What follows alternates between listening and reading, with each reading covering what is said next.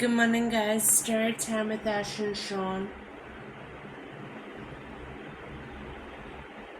Today I will be reading from Chapter 1, Nick, from Hers, the second book in the Blood Tie series from A.K. Rose. She's an awesome author of dark romance, so if you like dark romance, give her a read. Get the van, the bastard commanded above me, sucking in hard breaths as he lifted his gaze, and let's get this bastard out of here. Footsteps thudded as the other arsehole left. Wraith, I moaned. Wraith. The hand against my head shoved, grinding my ear against the floor as he rose. She's fucking gone and she's not coming back, not anytime soon.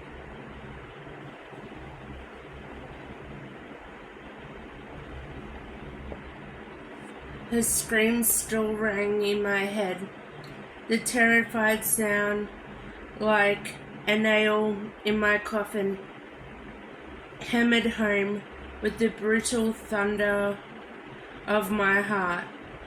Car doors closed. My father's Mercedes roared to life. Then the sound drifted away. Gonna play nice now, asshole? The bastard sucked in hard. Savage breaths. Gonna play nice.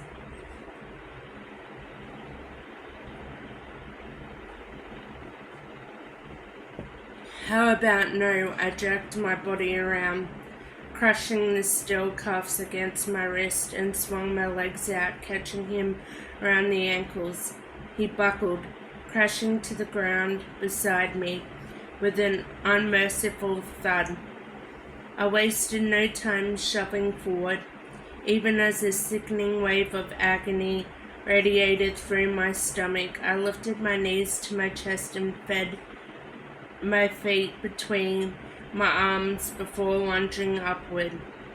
The sound of the van's engine started as I wrapped my cuffed hands around his throat and my legs around his body. He hit me, throwing his arm behind my head as I yanked. I dodged his blows, wincing as his fist caught me on the cheek. Pain followed, drowned out by her screams in my head. I squeezed, muscles strained, jaw clenched.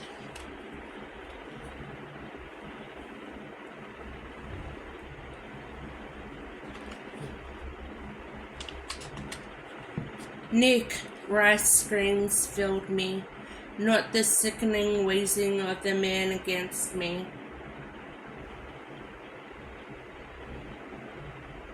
or the whine of the van's engine as it came closer.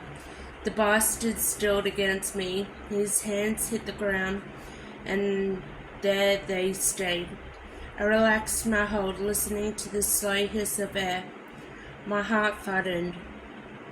Still, I didn't slow long enough to realize what I had just done. It was nothing compared to what I would do to them. My father's face burned in my mind, but Ellie's voice filled my head, her icy fucking tone.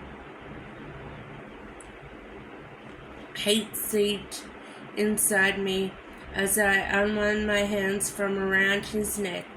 His mouth gaped open and his eyes were lifeless. I didn't waste a second. Shoved my hands into his pocket, searched for the handcuff key, and felt the bite. I yanked them free, but they weren't the keys I was expecting. My pulse thudded as I stared at my own keys. I jerked my gaze to the road, my Mustang. A moan tore free as I shoved upwards, jamming my keys into my pocket, then grabbed my attacker and yanked, pulling him out of sight. Brake lights fled as the rear of the van came into view. I hid behind towering pillars, searching the guy's other pockets, and yanked his phone free. Tobias. I jerked my gaze up as the van stopped and the other guy climbed out. Okay, let's get this asshole to the He never made it to the end of the sentence or the back of the van. I lunged, grabbed him by the throat with one hand, and plummeting him with my elbow, pulling away to drive the heel of my hand against his nose. The crunch, it was sickening as he slumped. Still, I kept him upright, shoving him against the van as I searched his pocket. The small key was wedged in tight. My pulse boomed. Every second was pure fucking torture. I let him go.